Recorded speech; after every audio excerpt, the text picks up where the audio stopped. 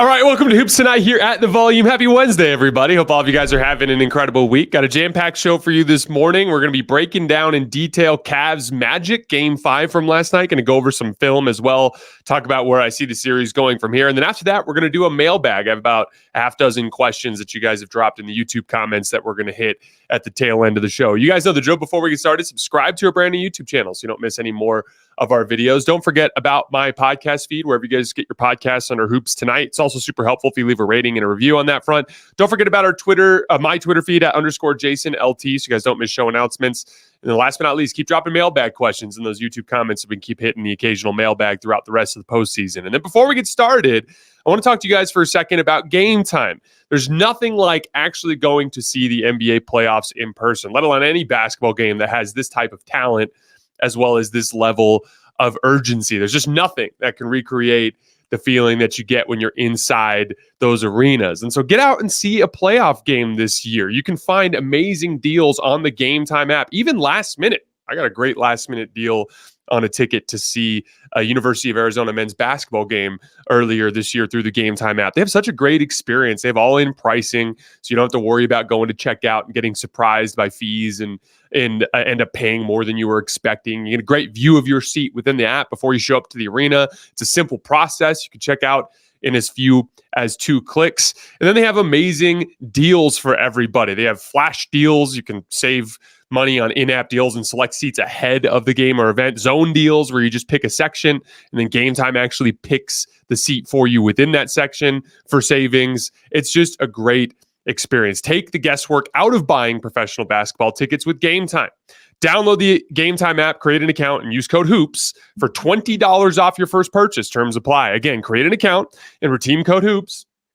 That's HOOPS for $20 off. Download Game Time today. Last minute tickets, lowest price guaranteed. All right, let's talk some basketball. So as we've talked about throughout this Cavs Magic series, I kind of had it pegged after Game 3 as the textbook home team wins every game type of series. This sort of thing happens a lot with younger teams, especially teams that have great athletic advantages. And what ends up happening is as you kind of go back and forth from one arena to the next, those athletic advantages matter more. Orlando in particular is the more athletic team, and I think we've seen that when they go back to Orlando. They're like a buzzsaw. It's been interesting to see the net ratings in this series. When the teams are playing in Cleveland, the Cavs have been outscoring the Magic by 8.4 points per 100 possessions.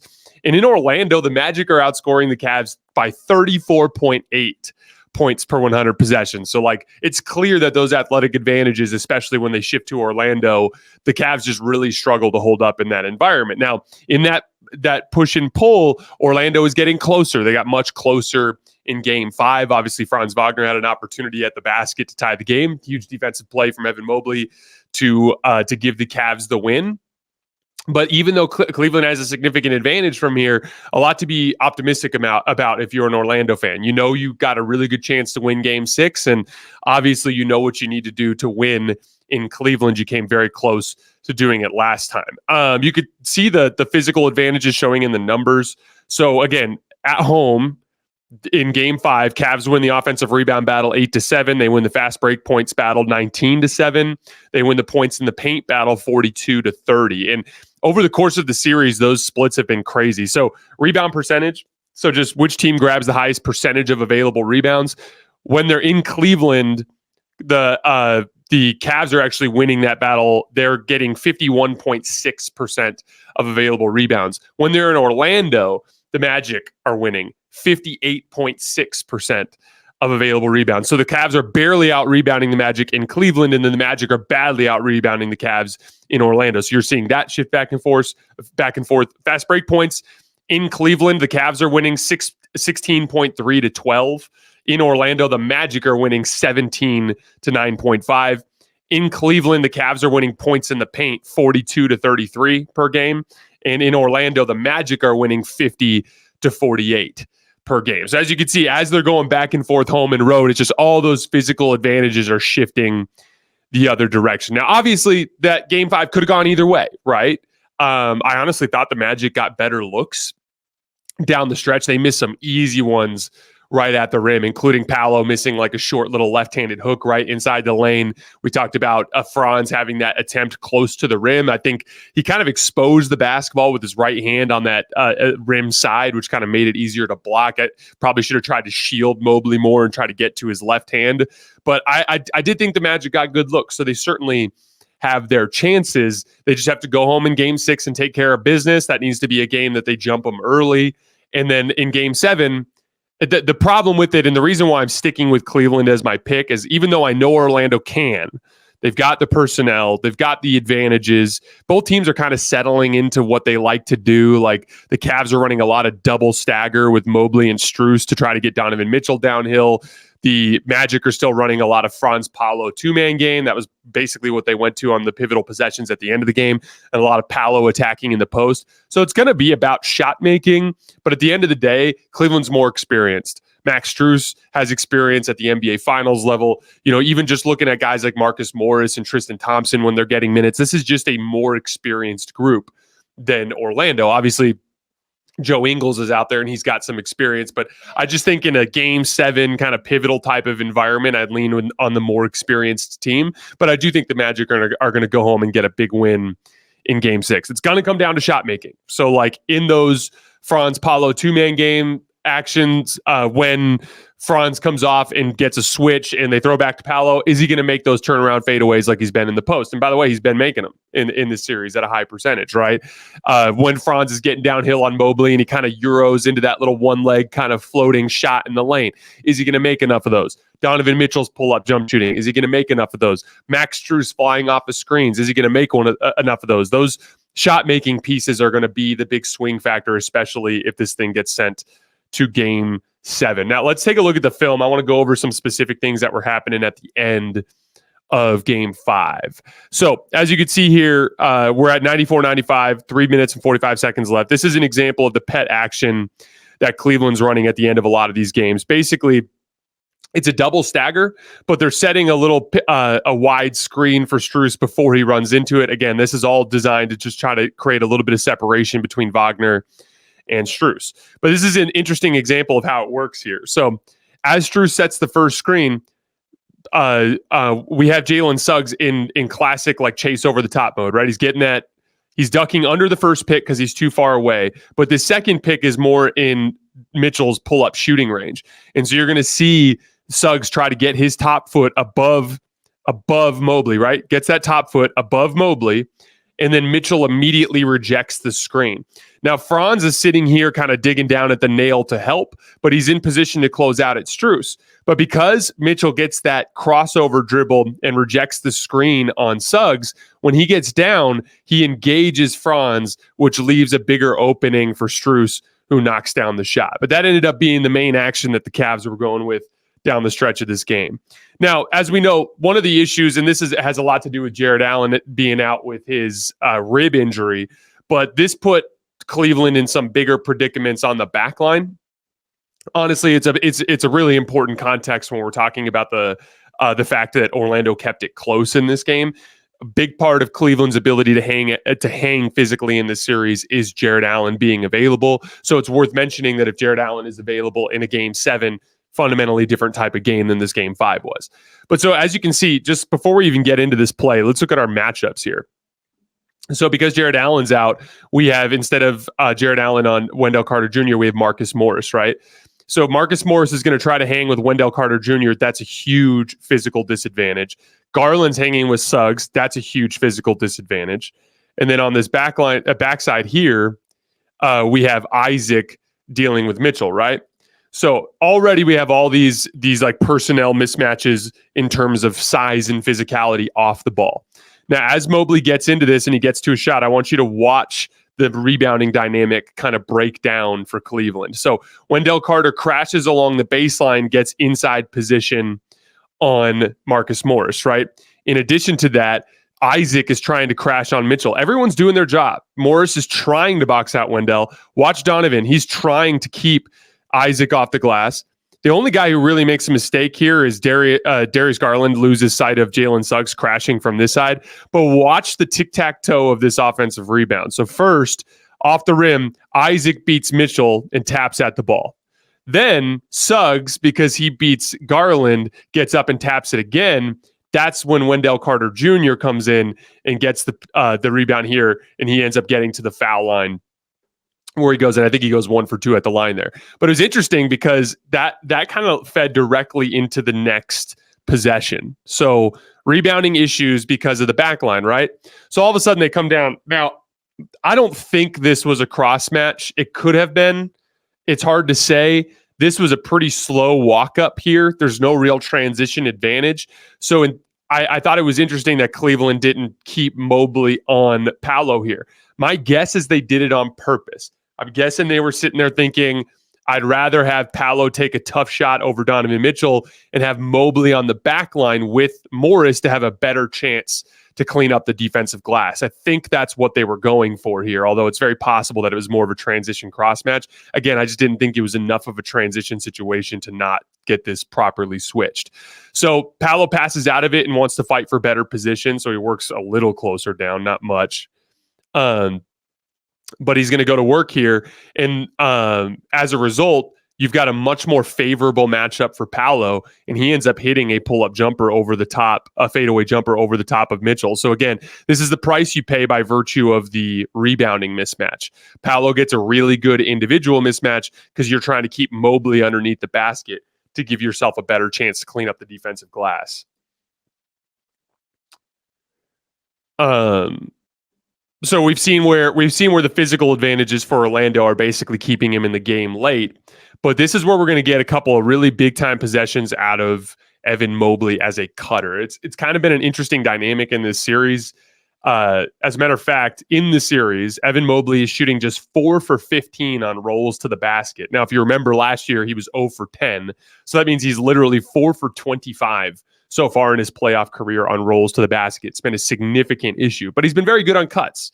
He's made 11 of his 13 shots on cuts to the rim in this series. Now, scoring out of the dunker spot when a defender's engaged is obviously easier, but a big part of it that I want to highlight in these next couple plays is less about the finishing and more about the body positioning. So as we can see here, we're going to run the same double stagger, and the Magic defend it better this time. In this case, Mitchell tries to kind of get downhill again. They contain. Wendell Carter Jr. contains long enough for Suggs to recover. Then they rotate, and so they're going to go back to the weak side and run the action. Now, what I want you guys to watch here is Evan Mobley. Evan Mobley, this is a thing they teach big guys at the lowest levels of basketball. It's a basic fundamental skill in terms of positioning in the dunker spot. So typically what you would like to do is find yourself a little bit in the short corner area, always opposite of the ball, right? But in this particular case, as Morris is driving, there's no real angle. Or excuse me, as Strus is driving here, there's no real angle. And Wendell Carter Jr. is blocking this baseline side, and Jonathan Isaac is going to drop to the baseline. And we're going to watch Mobley have a really smart flash up to the middle of the floor here. Again, if what I want you guys to think of it as, this guy has to make a read. As Strus is driving this side, Mobley needs to relocate to the middle of the floor here. If Strus were to work his pick and roll this side, then Mobley would want to relocate along the baseline to this part of the floor. And we're going to see both examples of this down the stretch. But again, this is basic body positioning as a cutter around the basket. This time Strus drives baseline. So watch Mobley immediately flash high post right here in the middle of the floor. When he flashes there, he has an angle because Wendell Carter Jr. cut him off, and Isaac's baked in rotation is to take away this baseline pass to Garland, finds a little sweet spot, and then pump fakes and goes up and finishes strong with the left hand, tries to quick dunk it so Wendell Carter Jr. can't get there. So you see, that's the first example of him cutting towards the high portion of the floor. We're going to come back to that in just a second after this next defensive possession. So this is just a much better rebounding effort from Cleveland. So again, as we saw, they went back to Mobley on Paolo because last time when they put Mitchell on Paolo, Paolo was able to easily shoot over the top of him. So as a counter to that, the Magic are going to go to a double stagger of their own. Now, as this is one of the really good looks that Paolo got down the stretch of the game, this like little left-handed kind of layup hook thing. But I thought this was a really smart read from Marcus Morris. He identifies that Wendell Carter Jr. is not crashing on this possession, so he actually double teams Isaac with Mitchell. So as you can see there, good look for Paolo, misses it off the back of the rim. We'll go back a little bit here. Good look for Paolo. He misses it off the back of the rim. And watch Morris just double team Isaac to give themselves a better chance to hold up on the glass. And then a big crackdown rebound there from Max Strus coming off of Wagner. They end up getting a big stop. Huge stop in this game. Now we're going to go to the other end for Cleveland's last bucket. Again, same kind of thing. Watch Mobley's positioning. He's in the dunker spot opposite the ball, right? That's where he's supposed to be. We're going to fast forward a little bit here. Now watch, as we get this guard screen, Garland's on Suggs. Now watch Mobley. Mobley now knows ball has reverse side. I'm supposed to come back to the right side dunker spot, right? But then Garland drives back across the midline, and watch as he drives back across the midline as Mobley cuts back to the other side. See? So it's super fascinating to me, just like little basic fundamental basketball that you teach a big guy when he's young is what led to Mobley's 2 big baskets at the end of this game. So again, watch Mobley. Ball crosses midline. He crosses to the opposite dunker spot. Ball crosses midline again, crosses back to the opposite dunker spot, gets himself in position to finish at the rim. Big time plays from Evan Mobley down the stretch, but we're not done. So at 102.98, we get back-to-back Paolo Franz 2-man game on the other end of the floor. So the first one, Mobley's actually going to lose this battle. So as we get our 2-man game, right? So Strus is screened by Paolo. What this kind of allows for is watch where Mobley is at the beginning of the play. Mobley's on his heels. He's backpedaling, right? So this allows Franz an opportunity to attack his left shoulder, or his right shoulder, excuse me, because he's got downhill momentum and a little bit of a strength advantage, right? So he gets down. And then basically Mobley's on his heels. At this point, it's just fundamental. As long as he gets a good hard spin move here, he's going to get the separation he needs to get to the opposite side of the rim. So again, that's the play design. The whole point of the design is brush screen with Paolo onto Franz's man. That allows him to get downhill on Evan Mobley. Easy layup. Donovan Mitchell misses a pull-up jumper in and out on the other end. We come down. Here's our opportunity to tie. Exact same action. Notice this time Mobley, instead of kind of giving ground at the beginning, actually meets him a little bit further out. So Franz, instead of making a counter move, tries to turn the corner. But one of the interesting things here is he's at this point, what Franz needs to be thinking is initiate contact to generate separation for him to finish with his left hand over here on the side of the glass. But instead, he just kind of tries to go quick layup and exposes the ball with the right hand. And when he exposes the ball, like Mobley immediately sniffs it out. Look at how quickly he identifies, oh, he's showing the ball, I got this, and pins him on the glass. And by the way, if he's a second later there, like if he's even just a second later, that's a goaltend. So a really a nice adjustment from Evan Mobley after getting cooked on the same play on the previous possession. Meets him a little bit further out, forces him to take a quicker angle to the basket.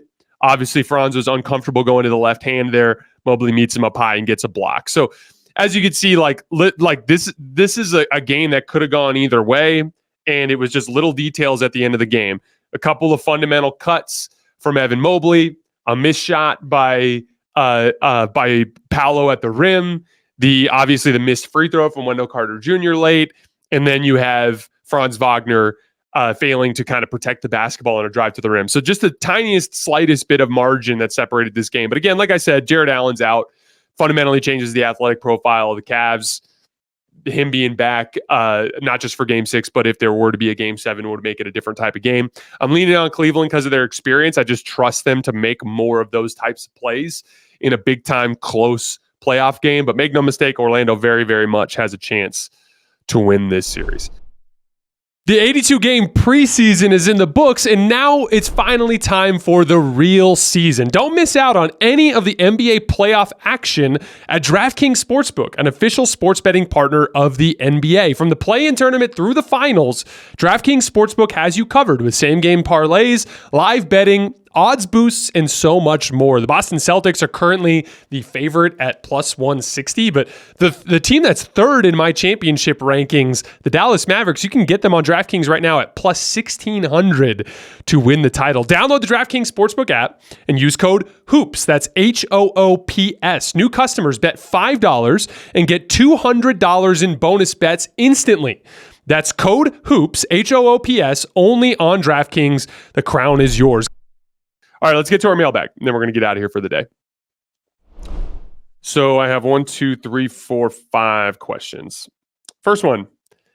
Glad Jason addressed LeBron's mistakes in the series a little bit. His lapses in the game were a critical factor in the Lakers losing. Honestly, I think the Lakers need to realize that he doesn't have the same motor that he did 10 years ago and give him more time on the bench. His defensive lapses definitely cost them. So again, I felt bad about that during the show after the game, just simply from the standpoint of like LeBron was amazing in the series for the most part. I had the numbers. I'll pull them up here in just a second. They LeBron's shooting numbers, especially in big moments, were like off the charts good. I have trying to pull his exact numbers. I want to say he was 4 for 5 in the clutch, and then in the fourth quarters, I want to say he was 19 for 33. Let me pull the exact number here.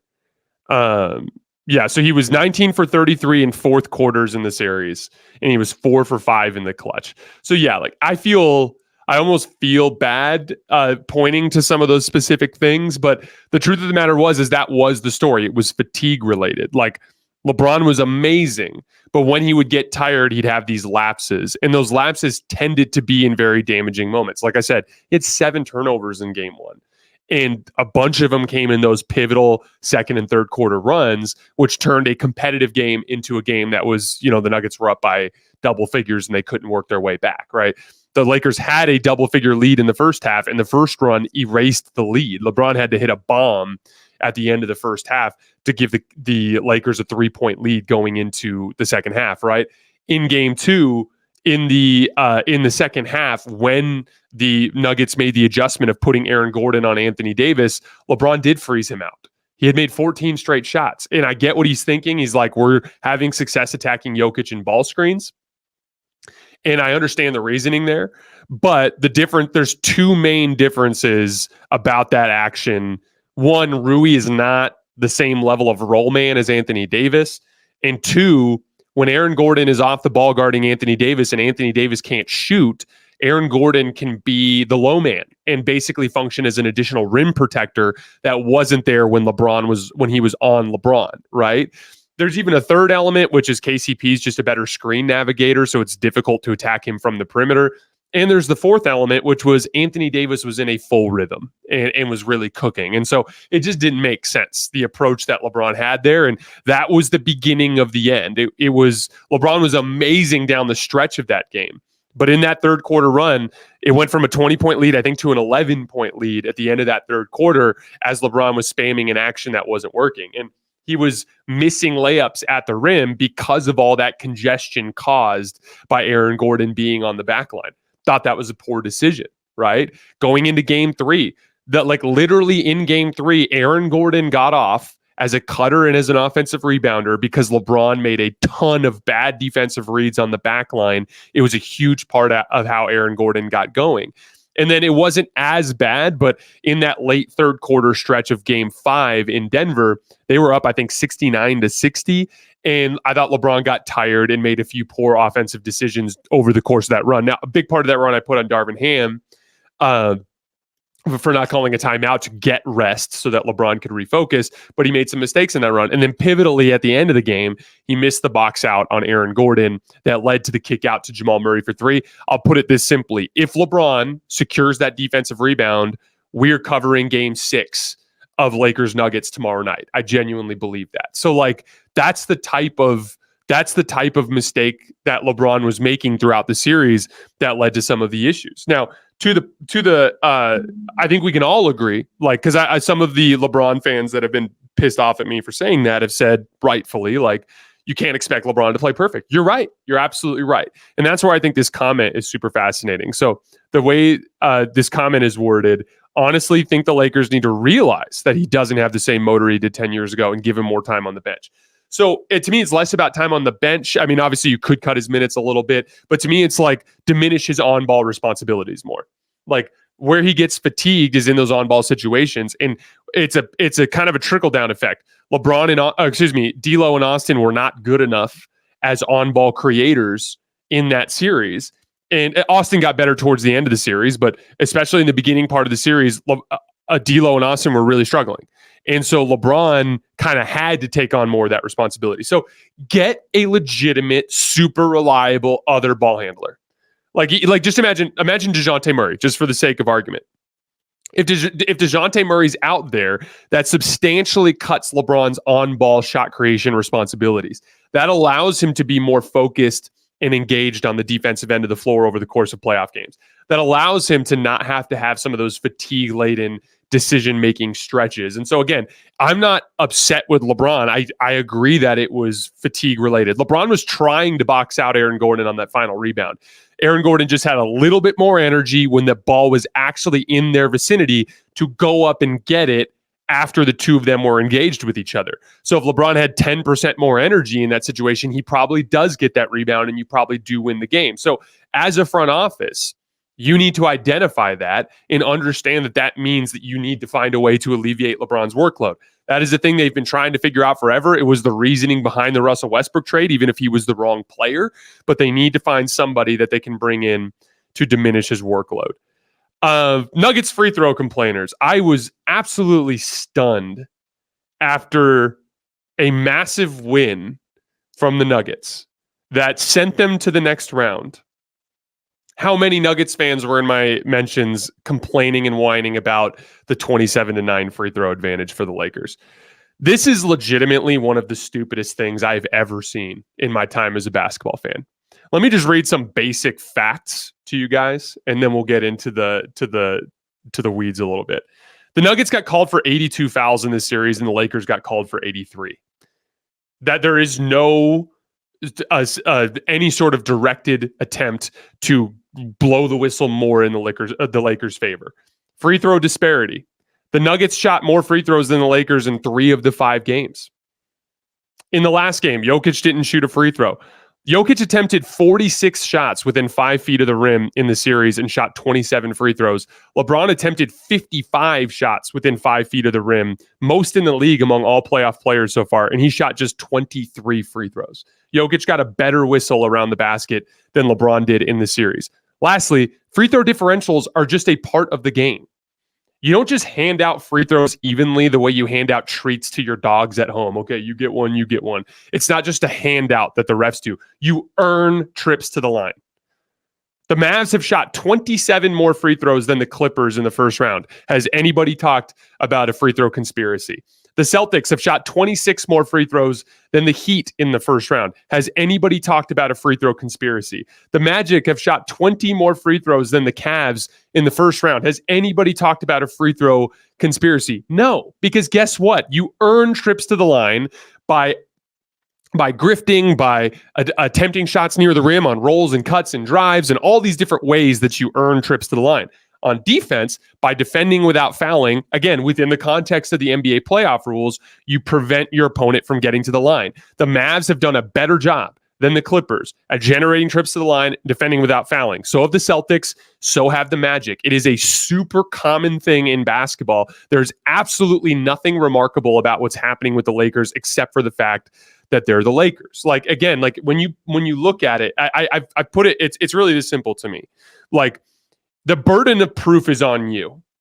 If you're going to say something stupid, like the league is conspiring to give free throw attempts to the Lakers so that they can win games, you have to provide the evidence, okay? What evidence is there other than the free throw differential? None. There's none. There's no like communique among the league office that someone is found in some sort of secretive manner. There's no leaking. There's no video evidence. There's literally nothing except for the result that people don't like, which is completely unremarkable. In NBA history, there have been dozens and dozens and dozens of teams that have had higher free throw differentials than the Los Angeles Lakers have this year and last year. The only reason they have the differential they have is they were top 5 in both defending it without fouling and getting to the foul line. You know who was second place on that list? The Boston Celtics. You know why the gap was so wide? Because the Celtics were awesome at defending without fouling all year, but because they take a million jump shots, they were 24th in free throw attempts. So they don't get to the line. That's why they don't have as big of a differential. But guess what? They still were the second best free throw differential team all season. So are you shocked that they've attempted 26 more free throws than the Miami Heat? No, that's what they do. They're better at it. So again, like I understand that, like, on the surface, it's one of those things where it's like, okay, you have the Lakers, right? You have LeBron James. You have this free throw differential. It seems a little funky, right? But there's a reason why it's a story now, and it wasn't for the rest of this sequence. Because guess what? Early LeBron Lakers teams didn't have as big a free throw differential as other teams around the league. Again, it's not even in the top 40 among teams post merger. It is completely unremarkable. There's nothing remarkable about it except for the fact that it's the Lakers, and nobody has the evidence in any way, shape, or form to try to demonstrate some sort of conspiracy. And lastly, if you think that that's the case, if you want to jump out on conspiracy lane, the burden of proof is on you. You're the one who has to back up your absurd fucking claim, right? And again, it's just completely absurd. Look at these numbers. 82 fouls for the Nuggets, 83 for the Nuggets. The Nuggets literally got called for fewer fouls than the Lakers in that playoff series. They shot more free throws than the Lakers in 3 of the 5 games. Jokic got a better whistle than LeBron at the rim. Within 5 feet of the rim, he attempted 46 shots, got 27 free throws. LeBron attempted 55 and shot just 23 free throws. It's not even remotely close to the highest free throw differentials we're seeing in other playoff series in this first round. So, like, again, Nuggets fans, you have the best team. You have a substantial chance to win the championship. You're not a victim. That's fucking lame ass behavior. Like, you use some critical thinking. You look through the basic facts that are laid out in front of you and stop jumping to that conspiracy theory. It's completely absurd. It's legitimately one of the dumbest things I've seen in my time covering the NBA. One last note on the officiating note, LeBron and Jokic. So I've dealt with LeBron fans complaining about the way he gets officiated forever. As a Laker fan, I see it all the time. LeBron bullies his way to the basket, gets hacked, no call. Laker fans on the feed just nonstop, like, LeBron gets a terrible whistle, blah, blah, blah, blah. I have always been perfectly fine with the whistle that LeBron gets. And the main reason why is I want LeBron to be able to play bully ball. I think that if you let somebody hit LeBron back, but you let LeBron hit them, LeBron's going to win that battle more often than not. And so I want LeBron to be able to use that off arm and drop that shoulder and bully his way to the basket and get away with a bunch of shit. And I'm okay with the defender getting away with a bunch of shit because that is an arrangement that is going to work in LeBron's favor and work in the Lakers' favor. I feel the exact same way about Nikola Jokic. You know why I was okay with them overturning that call, the late one where Anthony Davis fouled him? You're damn right Anthony Davis fouled him on that play. Go watch the play again and just watch Nikola Jokic. Just watch Jokic. He literally drops his shoulder and is chicken winging and literally hitting Anthony Davis like a football sled. Jokic is a bully ball player. He is trying to go through people constantly. As a Nuggets fan, you should want that. Yes, Jokic leaves games with scratches on his arms and he's beat to hell, but he's beaten them to hell even worse. And you want that dynamic. Trust me, you do. If they called a tighter whistle on Jokic with guys hitting him, they'd have to do the same thing with him hitting other guys, and he'd get another 2 or 3 offensive fouls a game. So would LeBron. You don't want that. Bully ball players in a rock fight environment like the NBA playoffs, you want Jokic to bully his way to every spot on the floor whenever he wants and to get away with whatever, and you want to allow the other team to hit him back. That is the best case. Now, as far as Mike Malone goes, like, I hate when players bitch about officials because I think it's a loser mentality. The one time I kind of understand it is from the head coach, and because all it is politicking, right?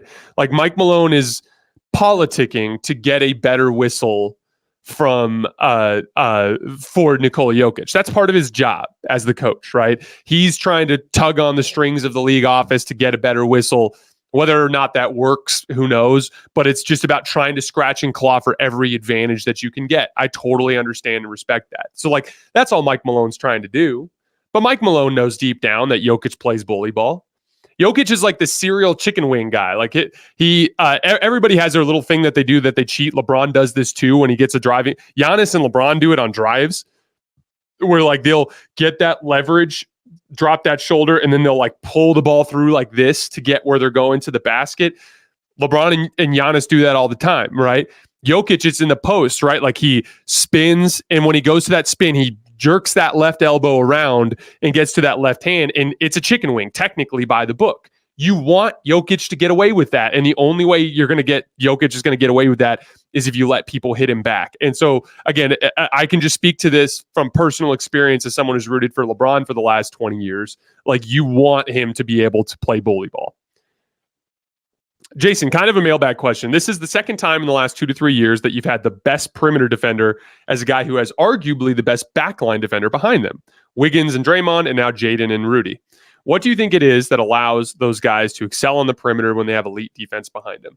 So a big part of it, I put it down to two things. Aggression is a big part of it, right? So like, if I can actually be forward aggressive on the offensive player, be actually willing to reach in and like gamble for steals and stuff on the perimeter, I know that when he gets downhill, he's going to slow down. And that's the second piece of this, right? So like, if I come off of a ball screen and I get excellent separation from Jaden because he gambled for a steal on the other side of the screen, I'm not going to just cook downhill on the screen and challenge Gobert at the rim. That's stupid, right?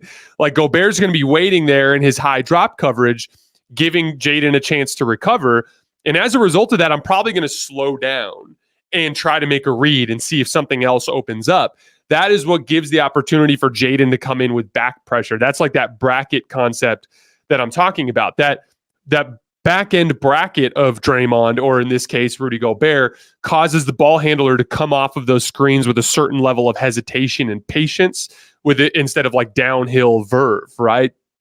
And so as a result of that, that gives those on-ball defenders a better opportunity to provide back pressure. And so again, like, it's always, we always think of like best perimeter defender as like a one-on-one thing. The reality is the most common play type in the NBA is a ball screen. It has been for a very long time. And the vast majority of these actions are 2-on-2 or 3-on-3, maybe even 2-on-3 or 3-on-4, let alone 1-on-1. And even in 1-on-1 situations, there's backside help. So, but again, like if KD is isolating Jaden McDaniels on the right wing, or Devin Booker's isolating Jaden McDaniels on the right wing, you just have Gobert waiting in the back line. And again, like, we can talk about individual skill sets all we want, but at the end of the day, basketball is a team sport, and it is more complicated than just the on-ball responsibility. Does Jokic have the highest floor in NBA history? There was a lot of chatter of him not having a good game five, and he still finished with a near 25, 20, and 10 triple-double. Does that defensive play on LeBron right after Murray's shot with a few seconds left typify a high floor impact play that doesn't show up in a box score? So this is a really interesting question, and I'm inclined to agree. I think Jokic probably does have the highest floor in NBA history. Other high floor players in NBA history, LeBron's famous high floor type of guy, they're usually bigger, stronger athletes, right? Because on the nights that your jump shot's not falling, you can still impact the game at a super high level with just your athleticism, right?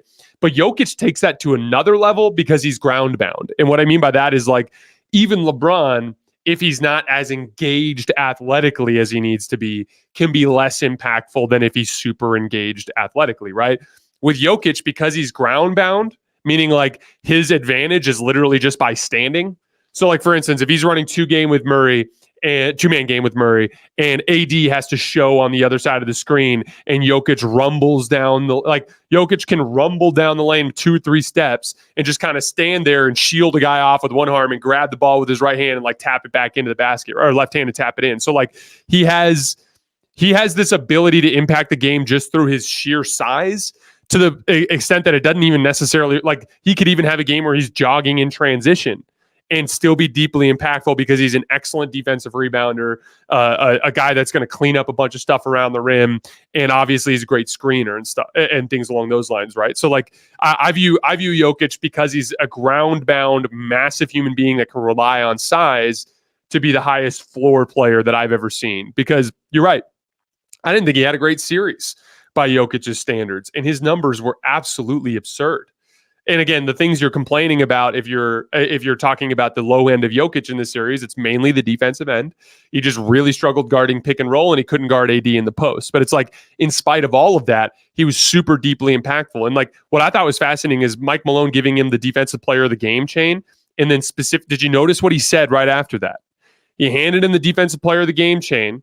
And then I think he had 18 defensive rebounds, if I remember correctly. And he's like, had 18 defensive rebounds. I thought that was super fascinating because defensive rebounding is a huge part of the defensive end of the floor. That's how you end a defensive possession. Literally doesn't matter if if you get a stop on the first possession, if you can't clean it up. Remember game 4 of Knicks Sixers? 11 of the Knicks' 20 points in the fourth quarter were second chance points. They were getting stops on the first possession and couldn't clean up the defensive rebound, right? So like, that's a huge value defensively. Even if Jokic was getting cooked in specific coverages, he was still a deeply impactful defensive player because of his defensive rebounding ability. And guess what? Totally different series next round. He's not dealing with a roll man that can do damage on the roll the way Anthony Davis can. He's not dealing with a guy that can score on him individually in the post in Rudy Gobert. And so that's why I say like scoring is going to be such a huge part of Jokic in the next round. He's not going to be taxed as much defensively as he was in the Lakers series. So he's going to have more energy and kind of like bandwidth to handle weight on the offensive end of the floor. And then also the last piece, that defensive play on LeBron right after Murray shot. Yeah, it was a really smart play. So LeBron identified, it was high IQ meets high IQ, right? Because like LeBron identified quickly, like, shit, they got a bucket. We don't have a timeout. I have 3 seconds. Let me see if I can get a running start here. He came sweeping along the baseline and got that catch. Jokic identified it and cut LeBron off and made him get rid of the basketball. If LeBron has a head of steam and he elevates cleanly from 50 feet, that shot has, maybe a 5% chance of going in. By making him pass it off to Taurean Prince, and Taurean Prince have to like from a dead stop have to get a shot up, that drops from like a 5% chance to like a 1% chance, right? So like you substantially increase your chances of avoiding the miracle shot by just a really smart read from Nikola Jokic at the end of the game. Last question. Jason, I have the Knicks representing the East. Do you think they can beat Boston? I feel like they've jumped up a level as a team, and Brunson really seems ready for the moment. I do think they can beat Boston, but I will have them as a substantial underdog. There's a few things that work in their favor. I think they're a tougher team. I think they're a more physical team. I think they're a more engaged and bought-in team in terms of like consistency of effort and execution, right? I also like their hierarchy. Everything runs through Jalen Brunson. It's like a very clear, this is what we're going to do every time down the floor. But bottom line is they're just going to have a steady diet of fresh and capable perimeter defenders. Derek White will see time on him. Drew Holiday will see time on him. I wouldn't be surprised if Jaylen Brown spends a good amount of time on him if he were to get into that matchup, right? And so like it's just a lot to ask for Jalen Brunson to keep up with that high-powered Celtics offense. But like the whole method is New York has to drag that game down into the mud in a super physical way and wear Boston out to where the jumpers start missing. And if you bait Boston into that and you do enough damage on the offensive glass and you do enough damage in transition to support Jalen Brunson as a shot maker, if you drag it into the mud, it's possible that Jalen can alpha dog these guys. But in order to do that, you're going to have to absolutely dominate the dirty work areas of the game. And it's just a lot to ask. And the talent advantage for Boston is significant. Porzingis being out for that series is another thing. Without rim protection, that could make it a little easier for Jalen to work in ball screens. But don't be surprised if you see Boston go to a lot of switching in a situation like that to try to tire out Jalen Brunson attacking in isolation. But they're not out of this yet. They still got to get through Philly. I think Philly will be favored in Game 6 for good reason. I think the Knicks would win in Game 7. I think they've demonstrated that they're a slightly better team to this point in the series, but you can't write off talent like Maxey and Embiid. They have just as good a chance to get out of that series as the Knicks do. All right, guys, that is all I have for today. We're going to be back tonight after the final buzzer of Mavs Clippers Game 5. I will see you guys then.